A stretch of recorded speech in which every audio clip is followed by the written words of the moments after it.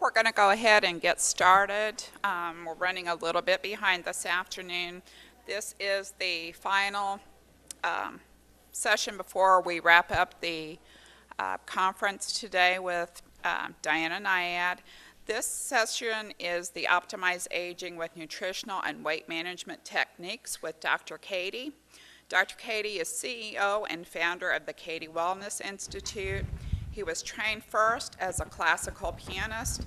He went on to obtain 2 degrees with honors from the Conservatory of Music of the University of Missouri at Kansas City before obtaining his medical degree in 1989 from the University of Texas Medical Branch in Galveston, Texas. He then trained in psychiatry at Mayo Clinic, beginning his practice of child, adolescent, adult, and forensic psychiatry in Evansville, Indiana in 1993. In addition to his training in medicine and psychiatry, Dr. Cady has subsequently received additional training in age management medicine from the Synergenics Medical Institute in Las Vegas, Nevada. Please join me in welcoming Dr. Lewis Cady.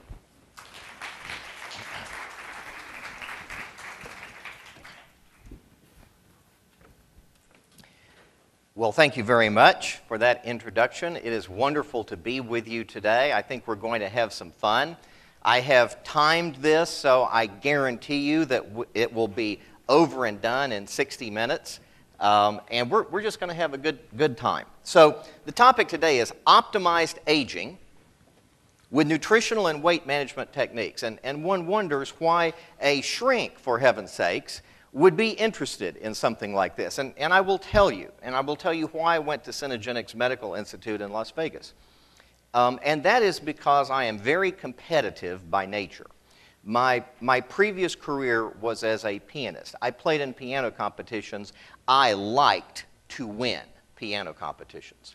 And I like to see my patients get better. And when they don't get better, or when they didn't get better, I found it very frustrating, and so I began to cast about for alternatives in terms of what were some of the other modalities that could be used. And I locked on to nutrition, hormonal supplementation, and basically optimized wellness as the foundational aspect of getting my patients well. Not better, but well. So now I have kind of a diverse practice at CWI. I have people that come in for the classic psychiatric issues. You know, my kid has ADD, I have ADD, I'm depressed. And then I get interesting situations like people that come in and they say, well, my doctor says I'm depressed, I've been on several different medications, none of them have worked. And let's say that this is a woman. Let's say that she's perimenopausal. And what I hear is, I can't sleep, I can't lose weight, I can't think, I'm tired all the time, I got no sex drive, life has just lost its sparkle, I'm mean, ornery, and it rhymes with itchy, and it feels like an alien has taken over my body. Now, I am going to tell you ladies and gentlemen that there is no amount of Prozac on God's green little earth that is going to fix that problem. And additionally, there are frequently nutritional deficiencies and antioxidant deficiencies, and we're going to talk about those. So this is where I trained at Mayo Clinic, and if you're a good son or daughter of Mayo, you always quote not only Dr. Charlie, but Dr. Will. And Dr. Charlie said there are 2 objects of medical science, a medical education, to heal the sick and to advance the science. And looks like I got past Dr. Will. Dr. Will down there said the glory of medicine is that it is always moving forward and there's always more to learn. So that's where I'm staking out my territory today. So some years ago, there was a guy named Edward Banfield that wrote this book, The Unheavenly City, out of which I lifted this quote. I thought it was fascinating. He says, if there is a genuine crisis, it has to do with the essential welfare of individuals or with the good health of the society, not merely with comfort, convenience, amenity, and business advantage, etc. And this is what I see in today's society. I see a nutrient-depleted, obese, overweight, hormonally dysregulated, endocrine-disrupted population.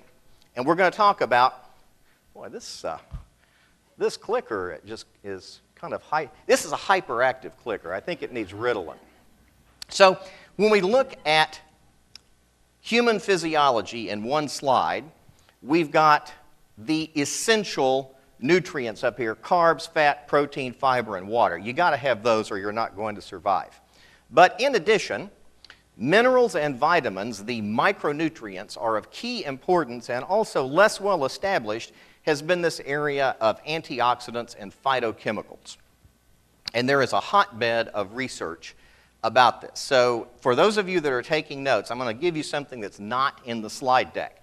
This is extra points for actually showing up to the lecture today. So where I hang out a lot online is a place called pubmed.gov. Not Club Med, but pub as in publication, med as in medication, .gov, G-O-V. And it reminds me of that quote, "I'm from the government and I'm here to help." So this really is a very good site, and you can research practically anything you want on pubmed.gov. So some of the things that I would suggest that you research are nutrient deficiency with, and then the affliction of your choice. Oxidative stress with the affliction of your choice. Colon cancer, prostate cancer, breast cancer, rheumatoid arthritis, Alzheimer's disease, amyotrophic lateral sclerosis, where I hang out, autism, ADHD, bipolar depression, schizophrenia. If you look at the peer-reviewed literature in those topics, you will find a huge amount. And probably if you look at essential nutrients with optimal aging, you'll find it as well. So let's talk about the physiology of nutrients. This was a fascinating conference that was held back in 1997. It was the United Nations Earth Summit.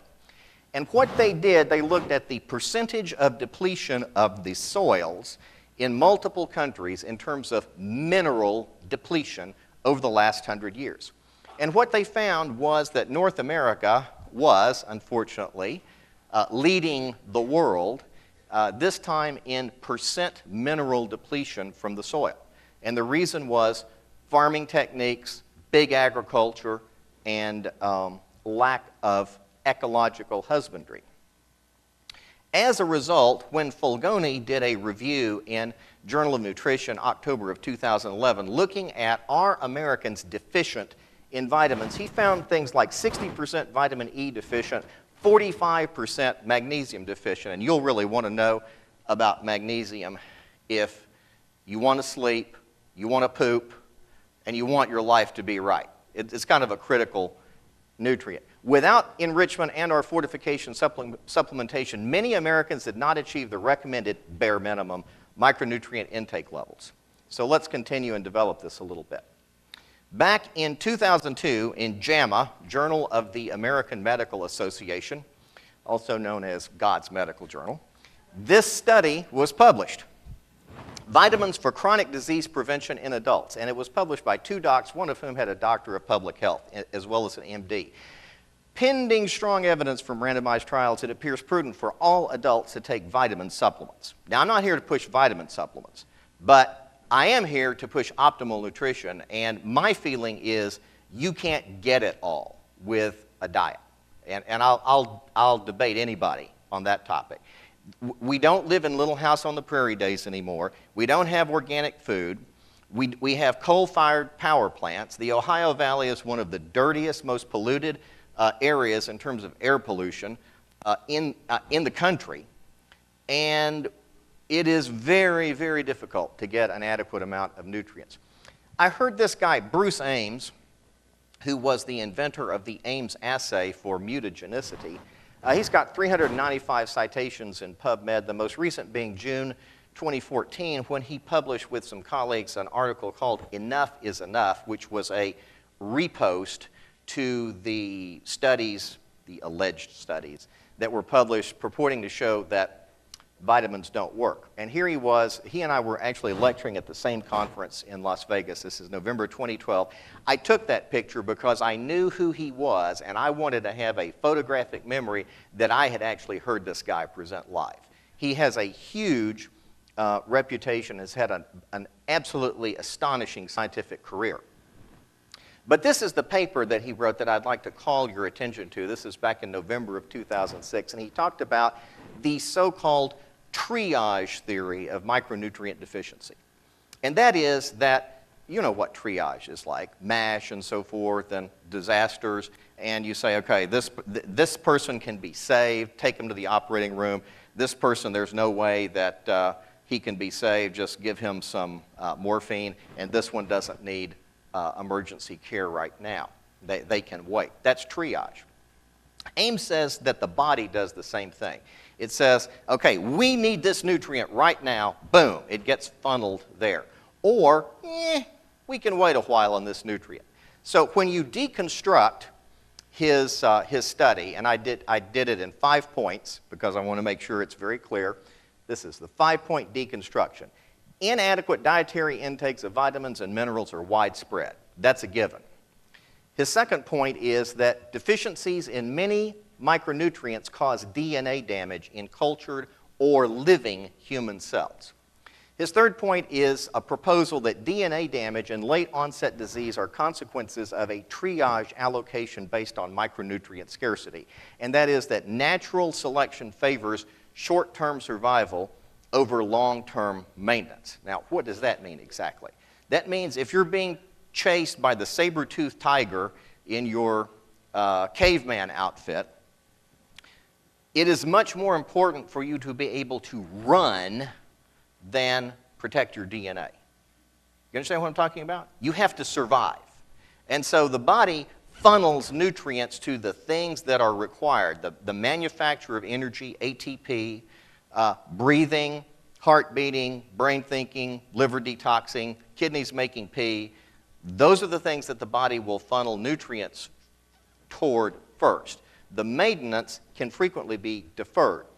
He says if this proposal is correct, then micronutrient deficiencies that trigger the triage response would accelerate, check this out, cancer, aging, and neural decay, but would leave critical metabolic functions such as ATP production intact.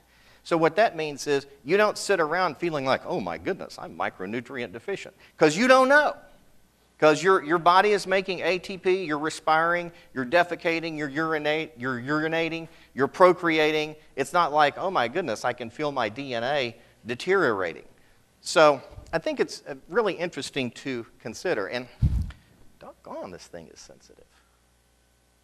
A multivitamin, multimineral supplement is one low-cost way to ensure intake of the recommended daily allowances. That's what Ames said at the conclusion of his paper. So is there evidence for that? And I would suggest that there is. Huge evidence. This was in the American Journal of Managed Care 2013, and it looked at the use of oral nutritional supplements on hospital stay and disposition of people. And they looked at 44 million inpatients. 44 million. That's a lot of patients. That's what we would call a high-end study. 20% of everybody in the U.S. that was hospitalized, 44 million. And they found 1.6% were on the oral nutritional supplement, ONS, during the inpatient episode. So they said, okay, what's the diff in terms of discharge and total cost of the episode inpatient? And this is what they found. They looked at patients over 18 years of age, no terminal patients, tube feedings, and no tube feedings. They found that for the people that were on the oral nutritional supplements, they stayed 2.3 days shorter in the hospital. They had $4,734 less cost per episode, and they had a 2.3% reduced probability of early readmission.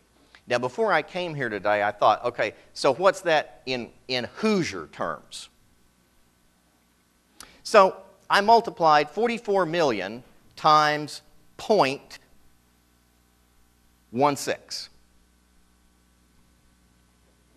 and times $4,734. And I came out with something like $33 billion saved. That's a lot of dough. I told you about magnesium. I love magnesium. I love magnesium for psychiatric purposes, and I love it for medical purposes. Interestingly, it's one of the first things to go when you eat processed food, which is, and fast food, which is nutrient deficient and calorie dense. So here are the things that lower magnesium: processed food, stress, and also booze, coffee, sodas, and meds. It is considered the anti-stress mineral. It decreases cortisol, which is your stress chemical, and so it improves your sleep. It relaxes your muscles, prevents cramps, and it decreases anxiety. That's a pretty good mineral. This is the psychiatric stuff that it does: difficulties with memory and concentration, depression, apathy, emotional ability, irritability, insomnia, autism, and ADHD. It doesn't mean it causes autism, but you frequently see low magnesium in autism. By the way, for any of you healthcare professionals or people that look at labs, the brain dead way to check this is a serum magnesium. That's dumb. That's just how much magnesium is going by the needle when the venipuncturist happens to stick it in there.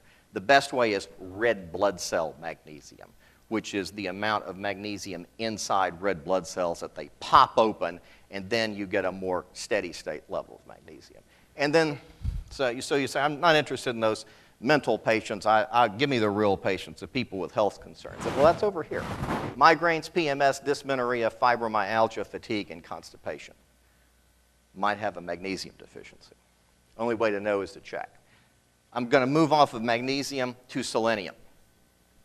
In the FASEB journal, these people published that even modest selenium may increase the risk of diseases of aging. And I thought, in order to bring this home, that I would share with you what my colleague, Dr. Whitney Gabhart, and I see frequently at Cady Wellness Institute, and also many other functional practitioners across the country.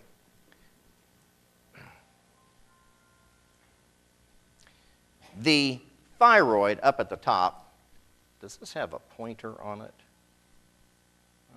Yes, right here. The pituitary, up in the brain, secretes thyroid-stimulating hormone. Thyroid-stimulating hormone comes down to the thyroid gland, and it says, make thyroid hormone, T4. T4 is ultimately metabolized to free T3 in the liver with an enzyme called 5'3-deiodinase. The interesting thing about that is that that enzyme is selenium dependent. Now, it doesn't matter what your TSH is. It doesn't matter, and this, by the way, is the only thing that most doctors check, is TSH. Doesn't matter what your free T4 is, this and this are what count, free T3. And in order to make the foot soldier of the thyroid, so you're not fatigued, you're not tired, you're not getting inexorable weight gain, you need to have enough free T3. And in order to have enough free T3, you need selenium, and you're probably deficient. Here's another citation on selenium. The concomitant evolution between plasma selenium decrease over a 9-year period of the people in this study, and cognitive decline suggests that optimal selenium status is potentially important to maintain neuropsychological functions in aging people. You want to age well, you need to make sure you have enough magnesium and enough selenium.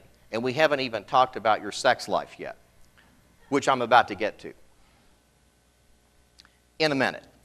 Here's another one from FASEB, June 2011. Cancer, heart disease, and immune dysfunction are prospectively associated with modest selenium deficiency, suggesting that selenium deficiency could be a causative factor.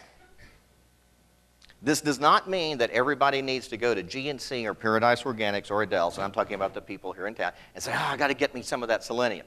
No, you need to find out where your selenium level is. You need to take an appropriate amount in a balanced multivitamin, multimineral supplement. Okay, now occasionally I look at this. This is one of my primary medical journals, Muscle and Fitness, the alpha male issue, no less. And I did see this fascinating article called Estrogen Nation. Studies suggest that testosterone levels have declined every year for the past 4 to 5 decades. Isn't it time society and the environment stopped emasculating the male species? And so that's kind of catchy. This is what was in the article. Recent years have seen a substantial and as yet unrecognized age independent population level decrease in testosterone in American men. That means it's not just old guys that are dropping their testosterone, it's younger guys too. I've had guys in their 20s and 30s that have had low testosterone. And there are a couple of reasons for it, but this is one of them.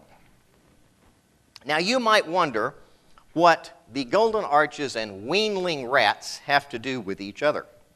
And so I present to you this study entitled Frequent Inadequate Supply of Micronutrients in Fast Food Induces Oxidative Stress and Inflammation in Testicular Tissues of Weanling Rats. And what that means is fast food is bad for you. And the reason fast food is bad for you is, again, you get nutrient deficient, calorie-rich food. And since you get so many calories, you say, whoa, boy, I feel good. At least for a while you say that. I feel good. I feel full. So you have no need to keep eating because your appetite is satiated, but your nutrition is inadequate. And it's interesting that fast food typically depletes zinc. Antioxidant processes are dependent on zinc. Fast food equals a severe decrease in antioxidant vitamins and zinc, correlating with inflammation in testicular tissues with underdevelopment of testicular tissues and decreased testosterone levels. So, guys, the next time you're about to drive through the drive-through at the Golden Arches, you need to kind of look down there and figure out if you really want to do this to yourself. But you say, now that's sexist, he's only talking about the guys. So I'm going to bring the women in as well. Low zinc is associated with low testosterone. It's found in meat, seafood, oysters, and dairy. Vegetarians are at the highest risk for zinc deficiency. I've got some vegetarians in my practice, but I try to get them on good supplements. Per USDA, 60% of U.S. men between 20 and 49 years of age do not get enough. That means 60% of you guys out there may be coming up a little bit low in the testosterone department because you're zinc deficient. Do not supplement with greater than 50 milligrams a day because it can interfere with copper metabolism. All right, so I've actually got a couple more things on guys, and then we'll talk about women. So these were some studies. You know, is testosterone important? Absolutely. So here are 400 men, and they were sliced up, 100 per decade. And what was found is that the higher testosterone group had better cognitive performance, even in the oldest age category. Men with the lowest quintile of testosterone did worse than men with the highest quintile. And I want you to note this very well. The highest bioavailable testosterone was more significant than total testosterone, age, intelligence level, mood, smoking, and alcohol. So where they were in terms of their gonads and their testosterone actually had more of an impact over how smart they were in terms of how their cognition was in older men. I thought that was fascinating. And not only do they do better cognitively, but they do better mood-wise. So this is another study, 278 men greater than 45 years of age, followed 2 years. They were compared to, I love this word, eugonadal. Now, in psychiatry, we talk about euthymic, which means a beautiful thymus or a good thymus, because the Greeks thought that the thymus was the seat of the emotions. So these are men literally with beautiful gonads. Or gonads that are working appropriately. So eugonadal. You can go home, and women, you can tell your husband, I certainly hope you're eugonadal. And guys, you can say, I got to get eugonadal. But what was found was that the hypogonadal men, who were defined as a total testosterone of less than 200 nanograms per deciliter, had a 4-fold increased risk of depression, significantly shorter time to depression diagnosis, and that depression, in fact, was inversely related to total testosterone with statistical significance achieved at less than 280. By the way, I'm going to dispense and hopefully kill off one popular meme that's being deployed in the media and the malpractice attorneys that are trolling for patients, and that is that testosterone in older guys is dangerous for their hearts and causes heart attacks and strokes. There is only one study that maintains that, and everything else for the last 40 years says testosterone is good for your cognition, it's good for your mood, it's actually good for prostate cancer in the sense that the guys with the highest testosterone have the lowest risk of prostate cancer, and the guys with the lowest testosterone have the highest risk of prostate cancer. And that's published by Morgentaler, Morgentaler. You're welcome to look it up. Men with the highest testosterone have decreased visceral adipose fat, which is a risk factor for coronary artery disease. Not to mention that they're better in the bedroom. It's kind of important. So don't believe everything that you read and, look at the citation. I'll tell you one other thing about this. The way you can tell a bad study is if they have a bad control group, they use a toxic or inadequate amount of the studied medication. And there are several other things. I'll tell you about the study that showed that testosterone allegedly causes guys to have myocardial infarctions and strokes. And then I'll get off of it. They had two groups, the testosterone group and the control group. They figured that the testosterone group guys would be feeling a little feistier in the bedroom, want to have sex more, because, testosterone does that to a guy. And so they figured, and they would have better erectile function, because testosterone does that. So they said, okay, how can we really do this in a blinded fashion? Well, we'll give the control group something that improves their erectile function. So they gave them Cialis or Viagra, which definitely improves erectile function. The interesting thing is that Viagra was originally researched as a blood pressure medication. They both have vasodilating properties, some specific, some general. And so, in essence, what was being done in this group is the testosterone group did not have the active therapeutic ingredient to lower the risk of heart attacks and strokes because there was nothing for vasodilation, only improvement of testosterone.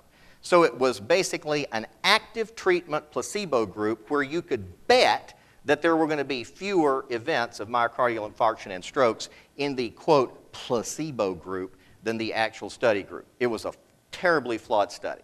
So don't believe everything you read. Okay, here's what I was going to tell you about women. So, yes, testosterone is important in guys, but it's also important in women, which means zinc is important in women, which means your total mineral and also vitamin and antioxidant level is important as well. So here's one study that says oral zinc raises testosterone levels in women.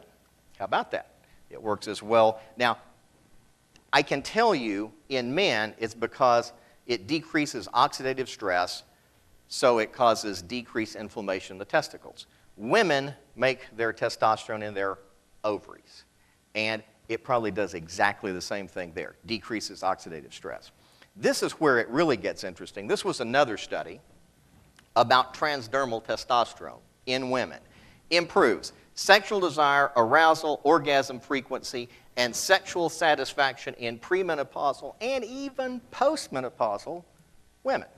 And it is also associated with favorable effects on body composition, bone, cardiovascular function, and cognition.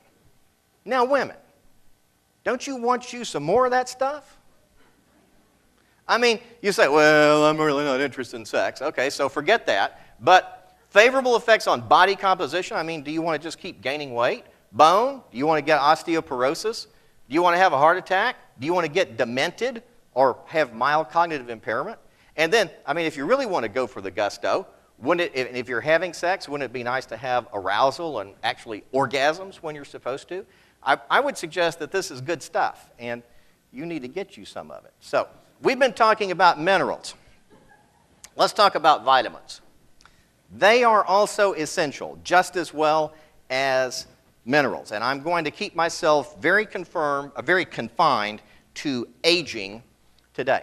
So, deficiencies of vitamins, outright deficiencies, result in obvious diseases. Scurvy, rickets, beriberi, pellagra, those are the B vitamin deficiencies, etc. But we can also have minor vitamin deficiencies as well. And with B12, I've divided this slide into the mental and physical. Again, you can camp out on whichever slide you want. But mentally, in terms of what I see, more irritability, apathy, personality changes, depression, memory loss, dementia, hallucinations, violent behavior, and anxiety if you're low in B12. And in physical, diminished sense of touch and pain, clumsiness, weakness, pernicious anemia, chronic fatigue, tremors, GI problems, and also neuropathic pain. I was talking with a brilliant chiropractor yesterday on the phone. He's in Salt Lake City, and he has a great practice in terms of treating pain. He said one of the things he's found for his pain patients is that most of them have vitamin deficiencies and nutrient deficiencies. Now, this was an interesting study. You say, okay, but I don't have any of those. I'm okay, but I do admit I'm working in a stressful job. This was a study that looked at the effect of high-dose B vitamins in a 3-month, double-blind, placebo-controlled, randomized study. This is pretty good for vitamins. By the way, how many of you have noticed that occupational stress is increasing in Western societies? Has anybody here noticed that? Has anybody noticed that maybe it's increasing around the tri-state?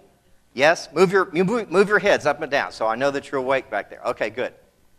So what was found is that after variances in personality and work demands were controlled for, the vitamin B complex treated group reported significantly lower personal strain and a reduction in confusion and depressed, dejected mood after 12 weeks. Just with B vitamins. Think I'd get some of that too. This was one that looked at what are your risks of dropping over from anything. This is the EPIC Heidelberg study, European Journal of Nutrition, July 2011. The purpose was to evaluate vitamin and mineral supplementation with cancer, cardiovascular disease, and mortality. The methods is that they looked at 23,943 healthy participants and prospectively followed them for 11 years. They looked at baseline and so-called new use supplementation, which was supplementation after the study began. They found 513 cancer deaths and 264 cardiovascular deaths. And when you look in the abstract, you will see no multivitamin had any significant effect. And you think, well, he almost had me sold. And now he's telling me that these multivitamins don't work. But what was interesting is if you keep actually reading and you look in the study, the baseline users of antioxidant supplements had a significantly reduced risk of cancer, a hazards ratio of 0.52, and all-cause mortality 0.58. Now, what that means, ladies and gentlemen, is if you were an antioxidant supplement user, your risk of cancer dropped by half. And all-cause mortality dropped by 40%. If I were you, I'd get on some of that stuff too. Now, I apologize for fighting with the remote control. It's just very sensitive. This is a study looking at homocysteine lowering by B vitamins. Slows the rate of accelerated brain atrophy and mild cognitive impairment. So here you have the cerebral ventricles, and here you can see that they're bigger. And this is something called hydrocephalus ex vacuo. It means that it looks like hydrocephalus, water on the brain, because the brain is getting evacuated. It is shrinking, so it's hydrocephalus in an evacuated brain. And you can also see that the brain is pulling away from the skull. See, here it's more out closer to it. Here it's pulling away. The gyri are getting flattened as opposed to here. So that's what mild cognitive impairment looks like. The B vitamins that lower homocysteine, folic acid, and B12. And conclusion, the accelerated rate of brain atrophy in elderly with mild cognitive impairment can be slowed by treatment with homocysteine-lowering B vitamins. I think that's pretty important if you've got an elderly parent or loved one with mild cognitive impairment that's slipping into the early part of Alzheimer's disease, because we know that that mild cognitive impairment can be slowed. Here's another study. That's one. Here's another. This was looking at regional loss of gray matter volume reduced with B vitamins. Here's the placebo group, and this is the reduction in gray matter volume highlighted there. And this is the active treatment group. So just look at here compared to here, here compared to here, here Has like caudate nucleus right there, or cingulate gyrus, excuse me, compared to here. This was Proceedings of the National Academy of Sciences, June of last summer. And then you say, okay, so it preserves brain matter, but does that really make a difference? And it actually does. So this was a reanalysis of the cognitive indices of the people in that homocysteine lowering B vitamin study. And what they found was that B vitamins appear to slow cognitive and clinical decline in patients with mild cognitive impairment. Now, if you do a Stephen Covey and begin with the end in mind, and if you want to age optimally, do you really want to wait until you have mild cognitive impairment and then say, oh, I guess it's time to slow my brain atrophy and risk of cognitive decline with those homocysteine-lowering B vitamins? Or do you think maybe you ought to be on them like now, like tomorrow after you go by the health food store? Now let's talk about oxidative stress, another one of my favorite topics.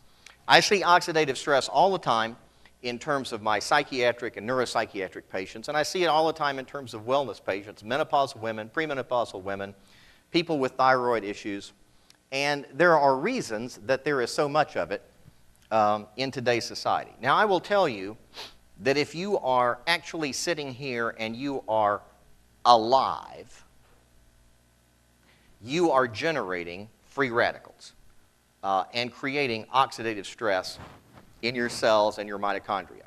Here's the electron transport chain, and here in the little stars are every place that a free radical, a reactive oxygen species, is generated. And what happens is they are broken down and they result in hydrogen peroxide being released in your mitochondria or your cells unless you have these enzymes to get rid of them. Like this is glutathione peroxidase, this is catalase. So you're going to make free radicals and generate oxidative stress just respiring and existing, and causes mitochondrial damage. Now here are some sources of oxidative stress. Heavy metals, not only in the environment, dropped on our crops from the air. I'm not talking about sprayed, I'm just talking about particulates dropping out on the crops. Pesticides, herbicides, preservatives, dioxins, phthalates. By the way, in terms of heavy metals, I would also add aluminum and mercury, which are in some vaccines. That's about all I want to talk about that topic because it is a hot-button topic. Also, I will mention dental amalgams, which we see all the time as leaching mercury and other heavy metals into some of our patients. Toxins can be produced or injected into the body. I've got it there. Yeast and bacteria, we frequently see intestinal dysbiosis in our patients. And then, this is kind of where I live, anxiety and tension, fear and anger. I mean, not me personally, but my career. This is where patients will be coming into my office. So lots of places that we can get oxidatively stressed. Now, carotenoids, the chemicals that give our fruits and veggies their nice, bright colors, are actually the first line of defense. Carotenoids can soak up 20 free radical hits before they are exhausted. And after, it's kind of like the infantry, and after they're used up, and they're typically not used up unless people have a crappy diet, but after they're used up, then you fall back into the vitamin E and the vitamin C and the glutathione and the CoQ10 and selenium and the other members of the antioxidant network. So, how many of you have heard the saying, an apple a day will keep the doctor away? Show of hands. So I actually wondered if that's true. So I went to the literature and I began looking for how many servings of apples will keep the doctor away. And it actually looks like the answer is 2.7. So these findings were adjusted for age, randomized treatment, body mass index, smoking, booze, physical activities, diabetes mellitus, history, blood pressure, high cholesterol, and use of conventional multivitamins. So after all of that was figured out, 2.5. 2.5 servings per day of vegetables, I'd say an apple would serve the same purpose, had a relative risk of 0.77 for coronary artery disease versus men in the lowest category. So 2.5 servings of vegetables. I'd take a fruit. I'd probably take an apple, 2.5 apples, 2.5 cups of broccoli. It's not difficult. That will lower your risk for heart disease about 23%. Imagine what would happen if you ate more. Imagine what would happen if we pulled away from the Golden Arches and Whataburger and Pizza Place and so forth. I mean, I'm not slamming fast food. Everybody should enjoy it occasionally, if indeed enjoy is the correct word. But you ought not to make it the cornerstone of your diet. Here's another one, serum alpha-carotene concentrations and risk of death among U.S. adults, the third National Health and Nutritional Examination Survey. So this was another high-end study, 15,318 U.S. adults. And what was found is that their serum alpha-carotene concentrations were inversely associated with risk of death from all causes. Now, I want you to catch this. This is literally out of the abstract. From all causes, cardiovascular disease, cancer, and all other causes. I don't know if they put all causes in there twice out of an error just because they were trying to drive the point home. But inversely correlated. The higher your serum alpha-carotene concentration, the less likely you are to drop over. The lower your serum alpha-carotene concentration, the more likely you were to drop over. From anything. I would suggest that we need to get some of that too, some of that alpha-carotene. What are we up to now? Vitamins, minerals, B12, the homocysteine lowering ones, and now we're talking about antioxidants. Imagine that. Maybe we should actually clean up what we're eating. Here's another one. Total plasma carotenoids and mortality in the elderly, results of the epidemiology of vascular aging, EVA study. Now, I'll just clue the class into where I'm going. I'm going to kind of ruin the punchline for this one. The punchline for this one is, if you're a guy, you need to pay attention to this. For women, not so much. But then I'm going to talk about breast cancer. And for women, you better pay attention to this. So this is the EVA study. And here it's broken down. 1,389 people, age range 59 to 71 years of age, went over 9 years. The relative risks were found that all-cause mortality was at 2.94-fold increase in men in the lowest quintile of carotenoids. So if you're in the bottom of the class, the bottom 20% of carotenoids, men, your chance of dropping over dead is 3 times as high. And cancer, your risk of getting cancer is almost twice as high. A signal was not found in women in the study. The conclusion was total plasma carotenoid levels were independently associated with mortality risk in men. Okay, here's one for you gals. This is circulating carotenoids and risk of breast cancer. So there were 8 cohort studies, which is exactly 80% of the entire world's peer-reviewed prospective studies on breast cancer correlating with plasma or serum carotenoid levels. And they looked at 3,055 breast cancer ladies and 3,956 matched controls. The conclusions, this comprehensive prospective analysis suggests women with higher circulating levels of alpha-carotene, beta-carotene, lutein and zeaxanthin, lycopene, and total carotenoids may be at reduced risk of breast cancer. Now, that may be, that's the kind of mealy-mouth language that is usually associated with publication in peer-reviewed journals. But I would like to show you the way it actually broke down. And here is the illustration from the paper. So let me go over it with you. That line right there is a relative risk of 1. And you got 0.8 and 1.2 bracketing it. And then going down the left side are different types of carotenoids.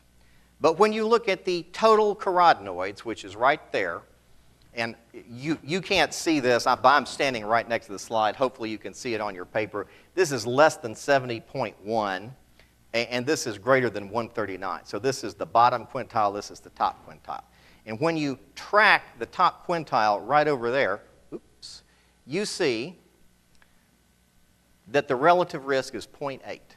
If you're in the top quintile, your relative risk of breast cancer is 0.8, or 20% less. Women, if you care about your breasts, or you're friends with breasts, Or if you're a breast cancer survivor, don't you think it would be important to be in this highest quintile? This is where I'd be. Okay. This is what I call the Tropicana study. This is like betting odds. This is and I do not mean to be disrespectful to any group of people, but I want to stimulate your thinking. So this is like a betting pool study on who's going to die first in the institutionalized elderly. What is the single thing that you can find that would predict it? And they found it. And what they found was that plasma malondialdehyde, which is a marker of oxidative stress, predicted mortality independently of all other variables. So this is the downside. This is the upside. Beta-carotene and alpha-tocopherol were independently associated with survival. Translation: oxidative stress, bad. Carotenoids and antioxidants, good. That's what that study says.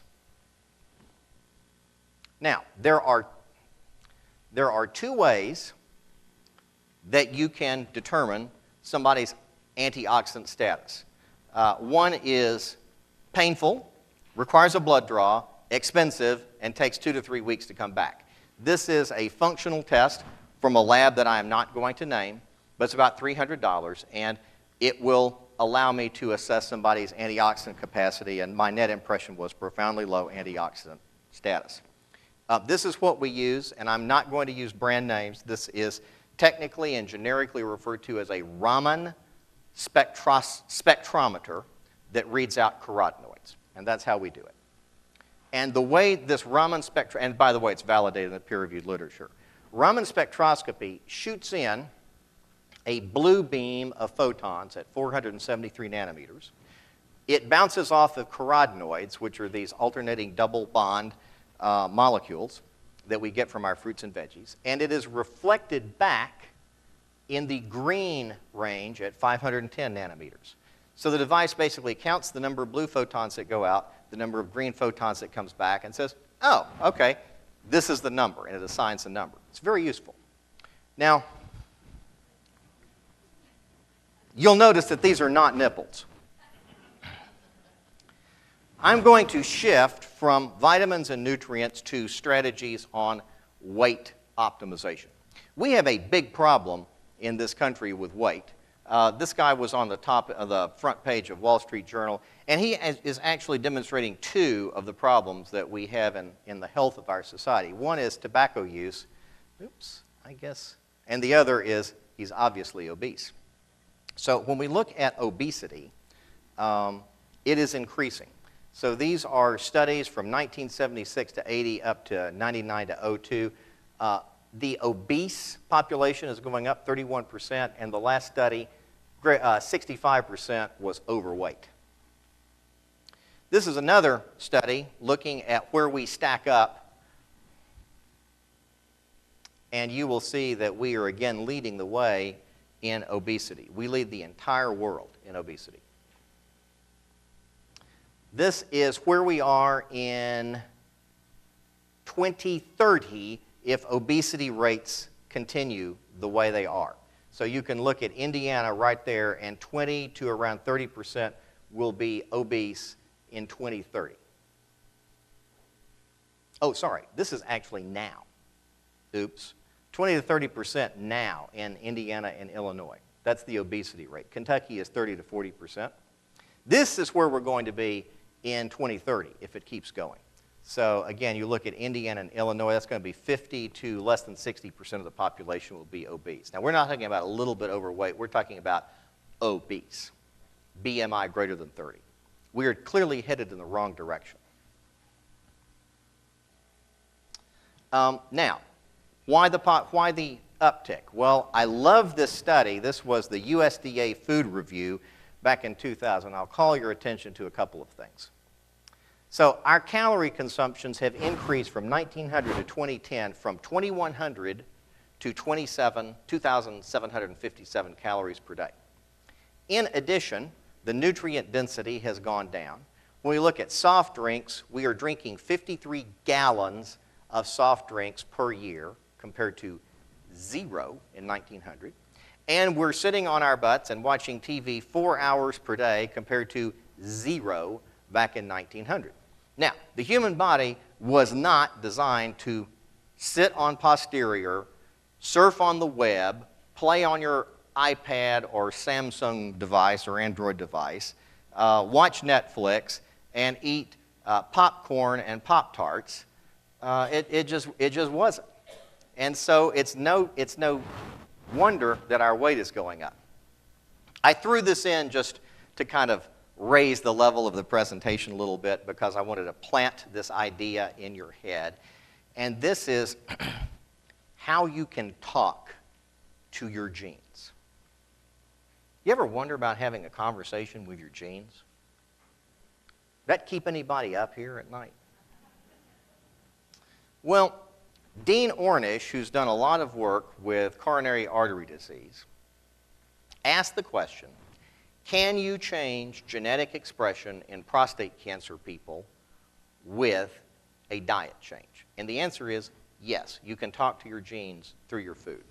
So this is the pre-intervention gene map right here. Green is off and red is on. So off.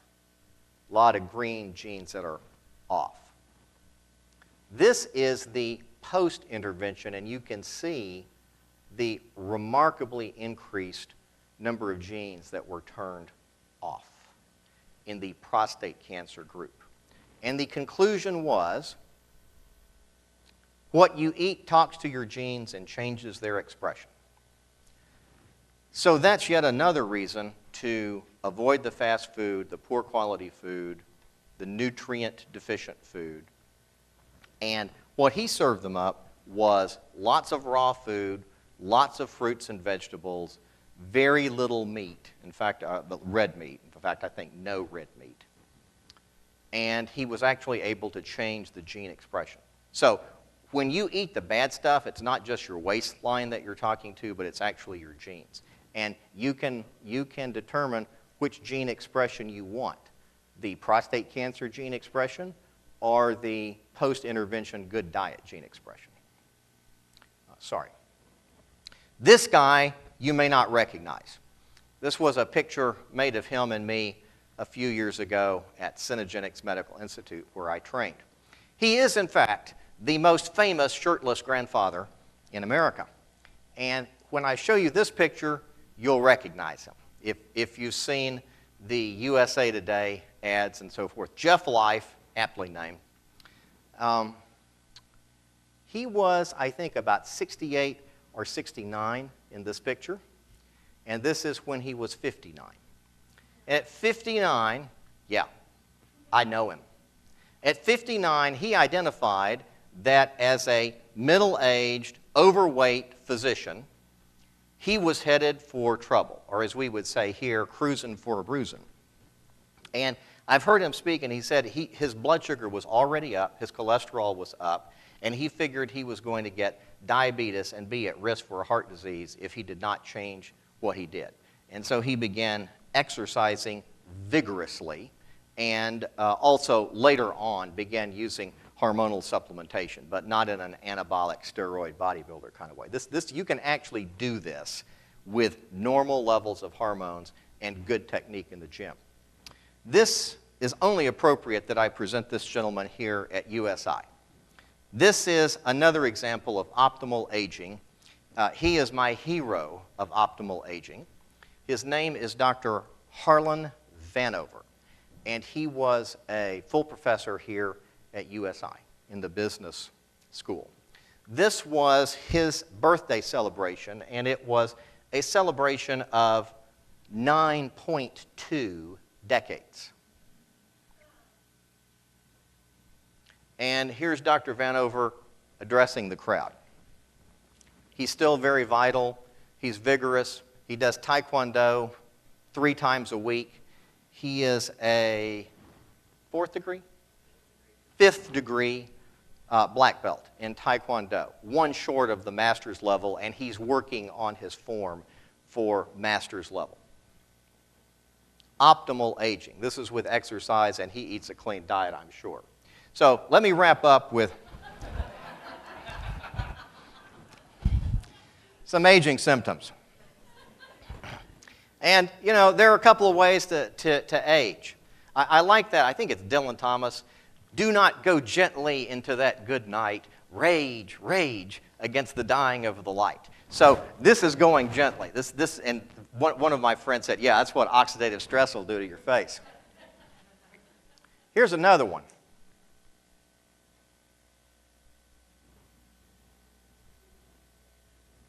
William Shatner does not look nearly as good as he did when he was captain of the Enterprise on the original show. And the reason is normal aging, oxidative stress, and excess calorie consumption. I don't know what his diet is. I've never talked with him, but he's definitely putting on the pounds.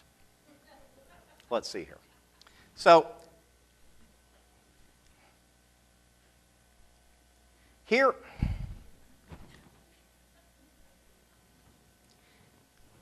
are my 7 techniques if you want to get control of your weight. And I'm running up close to the end. And I promised I'd be done in 60 minutes. Control your blood sugar. That means look out for the ice cream, Pop-Tarts, carbs, etc. Eat more small meals. By the way, Jeff Life, that I showed you his picture, he actually did the Body for Life program by Bill Phillips, which involves 6 small meals of balanced protein and carb per day. Eat more protein. Most of us are protein deficient. 30 grams of protein 3 times a day should be what we consume at a minimum. Most of us don't get that. 30 grams of protein is 6 eggs. Most of us don't eat 6 eggs. But we can get it in protein shakes. We can get it in tuna fish, but not too much because you've got the toxic metals. Free-range chicken, free-range beef, etc. Get your hormones checked. Make it idiot-proof. I mean, for me, it's an idiot-proof deal because I try to watch my weight and my nutrition, and so if I'm pressed for time, I go to my refrigerator in the morning, pull out a liquid protein shake that's already made, 28 grams of protein, drink it on the way to work, I'm good. I've got my first installment in. Balanced supplementation as needed, and exercise is truly the fountain of youth. Ultimately, it's not about just popping multivitamins and multiminerals. It's a total approach to optimal aging. And so at CWI, we have the mind, body, and actions orientation. Our logo actually is arranged. We've got body down here, mind, and actions. And actually, those are the only 3 things you can do in psychiatry. Let me riff on this for just a second. Body, that's biological. You put them on an antidepressant or something. Mind, that's where you shrink them. Actions, this is where you do behavioral therapy. That's all you can do in psychiatry. That's all you can do in coaching people. That's all you can do in your own life. Stabilize the biological platform, get your head on straight, and watch what you're doing and your behavior. So here are my recommendations. Get all the labs you need. I've already said that TSH is inadequate for working up thyroid. Get your hormones checked if needed. If you're fading, if you are a woman that has those symptoms and kind of losing your edge, can't lose weight, can't sleep, rhymes with itchy, etc. Get your hormones checked. Monitor your antioxidants and vitamins and minerals and supplement as needed. Rational eating, and I've given you my 7 tips, and rational exercising. I close with this graph and a couple of quotes. This is how you can age either with conventional medical care, which is drug it, cut it, and treat it when it gets sick, or age management medicine. And this is the 4 phases of life. You may not have heard of these, but let me present them to you. The first stage is fun, and it lasts till about 50. Then you have function, which means everything is kind of working, till you're 60. Then you get frail until you're about 75. And then you fail. My mother failed. My mother had Alzheimer's disease. She ended up pooping in a diaper in a nursing home, unable to talk, unable to feed herself, unable to know what was going on around her.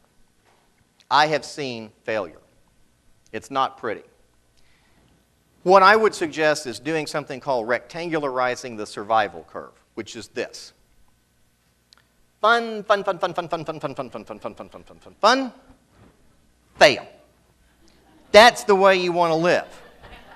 So, hopefully you will take some of these techniques that I have shared with you today and implement them in your life, in the lives of your loved ones and patients and clients. I close with these two slides. As that great physician of yore, Yogi Berra, once remarked, if I hadn't believed it, I wouldn't have seen it. Takes a while for that to sink in. I hope you believe what I've told you. I guarantee you that if you do what I've talked about, you will see it. And I finally close with this. This is another one of the Mayo brothers. This is Dr. Charlie. He said probably the most interesting period of medicine has been that of the last few decades. So rapid has been this advance as new knowledge developed that the truth of each year was necessarily modified by new evidence, making the truth an ever-changing factor. Ladies and gentlemen, if I were to give you this lecture in another year, the truth would have changed. There would be new literature out there. It's never been a better time to practice medicine. We have incredible techniques and data available to us, and it's a joy to practice and to see people and to be able to share these thoughts with you today. So thank you for coming. I enjoyed talking to you.